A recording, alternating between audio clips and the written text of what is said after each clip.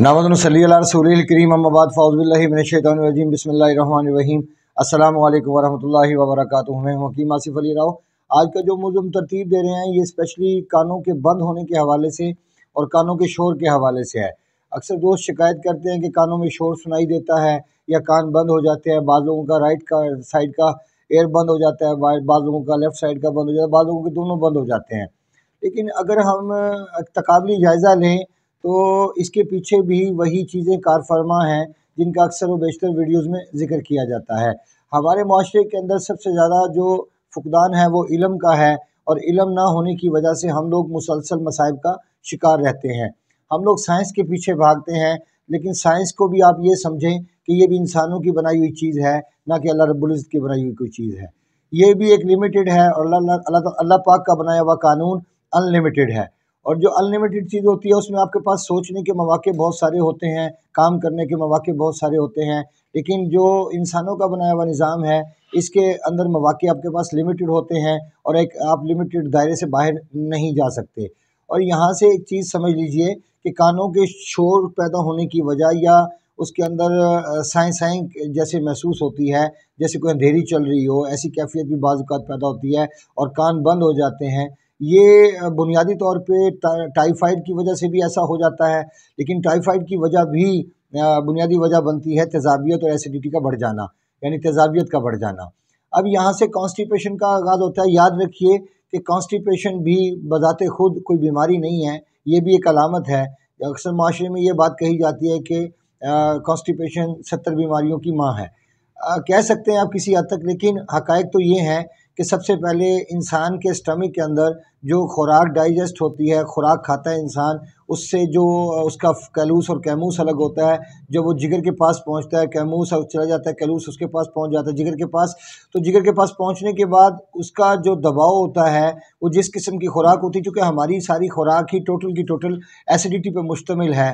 जैसे हम चावल का इस्तेमाल ज़्यादा करते हैं, या पुलाव का इस्तेमाल ज़्यादा करते हैं, बिरयानी का इस्तेमाल ज़्यादा करते हैं, फास्ट फूड का करते हैं, चाय का करते हैं, दही का करते हैं, माल्टा, सेब, जामुन, फालसा, चेरी, आलू बुखारा, ये तमाम की तमाम चीज़ें, सुरख अनार आ गया।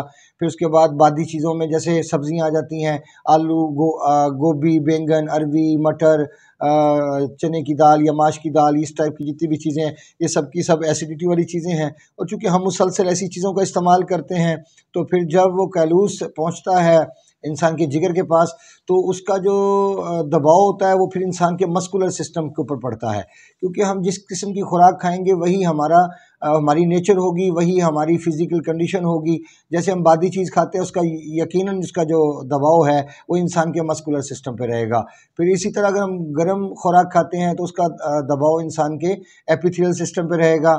जैसे खजूर है, जैसे अंजीर है, जैसे आम है, जैसे खरबूजा है, जैसे बकरा है, देसी मुर्गी है, इन तमाम चीज़ों का जो दबाव है वो रहेगा इंसान के एपिथेलियल सिस्टम के ऊपर। इसी तरह हम जब अपने असाब से मुतल्लिक खुराक का इस्तेमाल करते हैं तो यकीनन वो फिर उसका दबाव इंसान के नर्वस सिस्टम के ऊपर पड़ता है। जैसे केला है, सफ़ेद अनार है, मक्खन है, दूध है, इसके अलावा अगर हम बात करें बादाम की बात कर लेते हैं, पिस्ते की बात कर लेते हैं, यम, कद्दू, टिंडे, शलजम, तोरी की बात कर लेते हैं। ये तमाम की तमाम चीज़ों का ताल्लुक इंसान के नर्वस सिस्टम के साथ है।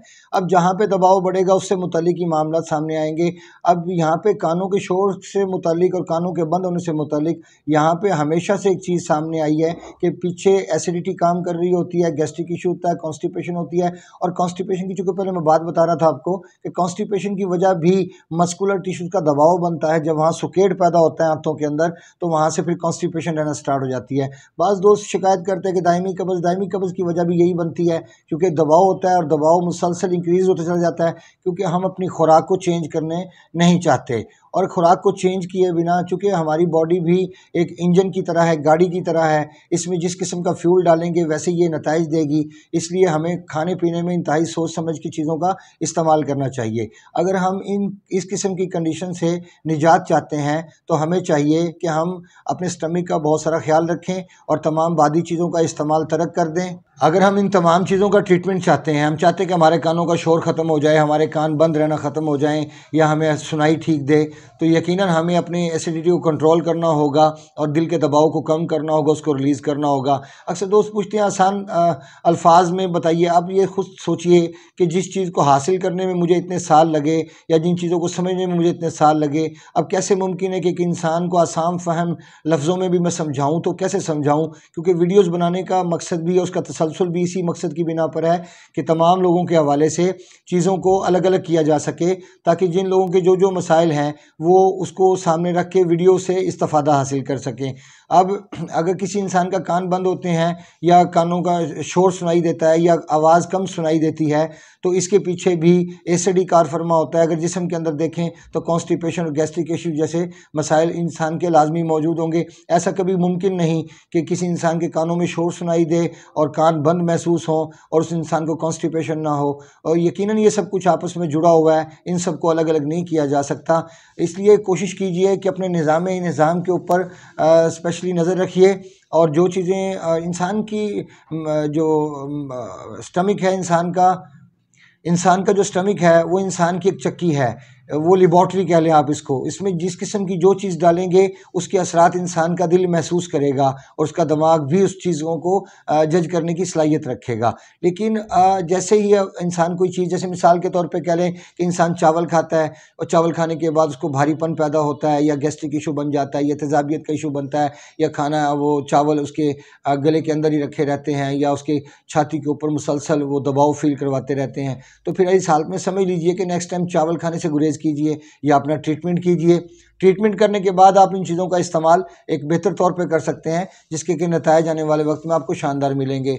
इंसान यूँ समझ लें कि अल्लाह का नाइब है, और नाइब होने का मतलब ये है कि अल्लाह पाक ने उसको बड़ी सलाहियतें दी हैं और सलाहियतें इस्तेमाल करना हर बंदे के बस की बात नहीं। और बीन मुसलमान अल्हम्दुलिल्लाह हमें सोचना चाहिए कि हमारे आका सलाम ने जिन चीज़ों का इस्तेमाल नहीं किया, आप हिस्ट्री उठा के देख लें, ना सहाबा कराम ने इन चीज़ों का इस्तेमाल किया, ना अल्लाह के रसूल ने इन चीज़ों का इस्तेमाल किया, और ना औलिया अल्लाह, जितने भी औलिया अल्लाह गुजरे हैं तो ज़्यादातर भूखे रहा करते थे। अब यहाँ पे हज़रत अली रज़ी अल्लाह तआला सरकार फरमाते हैं कि अगर कोई इंसान चाहता है कि उसकी कोई बीमारी ख़त्म हो तो उसको फ़ाका करना चाहिए, और फ़ाका ही एक ऐसी चीज़ है कि जो इंसान को वापसी सेहत की तरफ ला सकता है। हमारे बीमार होने की ज़्यादातर वजह भी यही बनती है कि हमें भूख नहीं होती और हम खाना खाते हैं। अब जैसे किसी गाड़ी को चलने के हवाले से फ्यूल की ज़रूरत होती है, अगर वो कम रफ्तार में चलेगी या उसके चलने के मौके बहुत कम होंगे तो हमें फ्यूल भी उतनी ही ज़रूरत पड़ेगी जितना उसको रन करना है, ना कि हम उसकी टंकी भरवा देंगे और उसके ऊपर मज़ीद पेट्रोल डालेंगे तो वो पेट्रोल ज़ाया होगा, हमारी एनर्जी ज़ाया होगी, हमारे पैसे ज़ाया होंगे, उससे हमें फ़ायदा कोई नहीं पहुँचने वाला। अपने दोस्त अहबाब का ख्याल रखें। मिलते हैं इंशाल्लाह मज़ीद इन्फॉर्मेटिव वीडियो के साथ। वमा अलैना इल्लल बलागुल मुबीन। अस्सलामु अलैकुम वरहमतुल्लाहि वबरकातुहू।